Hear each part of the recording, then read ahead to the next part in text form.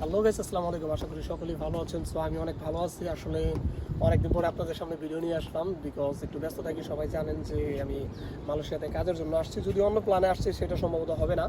So যেহেতু আমি কাজের জন্য আসছি সেহেতু সবসময় ব্যস্ত থাকি, আর ব্যস্ততার মাঝে তেমন কোনো কাজের ভিডিও নিয়ে আসতে পারি না। বাট আমি কন্টিনিউ ভিডিও করার চেষ্টা করি। বাট আজকে আসলাম অনেকদিন পরে একটা ভিডিও নিয়ে। সেই ভিডিওটা হচ্ছে আমি নতুন একটা কাজে জয়েন করছি।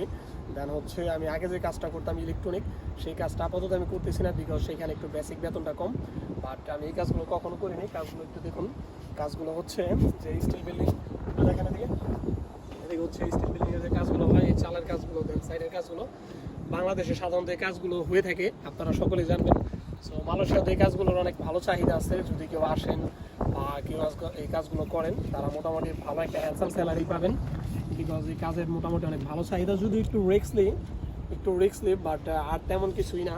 আর হচ্ছে মালয়েশিয়াতে কিন্তু প্রচুর পাহাড়, আর এর মধ্যে আমি অনেক জায়গায় গেছি, আপনাদেরকে অনেক ভিউ দেখাচ্ছি। আর এই জায়গার ভিউটাও আমরা দেখাচ্ছি।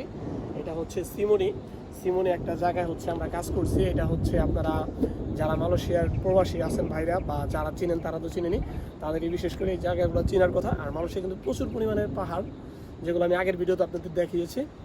সো যাই হোক, আমরা যেখানে জব করতেছি এখানের একটু ভিউটা দেখুন, দূরে দেখুন, প্রচুর এখানে কিন্তু অনেকগুলো পাহাড় আছে। দেন হচ্ছে পাহাড়গুলো এত হাইটে, মানে ম্যাক্সিমাম এক একটা পাহাড় 3000 প্লাস হবে, মানে 3000 ফিট প্লাস হবে উচ্চতায়। সো এই পাহাড়গুলো এমন যে পাহাড়ের বুকে কিন্তু মেঘ লেগে থাকে আর কি। সো আপনাদের আর কি খুব ভালো লাগবে দেখলে। আসলে ক্যামেরার মাধ্যমে সব কিছু দেখানো যায় না, বাট আমি যে ন্যাচারাল ভিউটা পাচ্ছি সেটা হচ্ছে আপনাদেরকে আমি বলে বোঝাতে পারবো না। সো এদিকের আবহাওয়াটা খুব সুন্দর, আর হচ্ছে মানে অসাধারণ একটা things। দেখুন guys, তার মধ্যে একটু বৃষ্টি নামছে, দূরে দেখুন পাহাড়। সো যাই হোক, কন্টিনিউ এরকম সুন্দর সুন্দর ভিডিও পাওয়ার জন্য অবশ্যই আমাদের সাথে থাকবেন। আর হচ্ছে মালয়েশিয়াতে যদি কেউ নতুন এসে থাকেন, অবশ্যই ভালো কাজের জন্য একটু ওয়েট করবেন, একটু অপেক্ষা করবেন। তার কারণ হচ্ছে রিসেন্টলি মালয়েশিয়ার অবস্থা বেশি একটা ভালো না, বাট ভালো হয়ে যাবে ইনশাল্লাহ। ফেব্রুয়ারি 10 তারিখের পরে আশাবাদী আমরা যে কাজ কাম হয়ে যাবে, ভালো হয়ে যাবে। সো যাই হোক গাইস, ভালো থাকবেন, সুস্থ থাকবেন। দেখা হবে অন্য কোনো ভিডিওতে। আল্লাহ হাফিজ।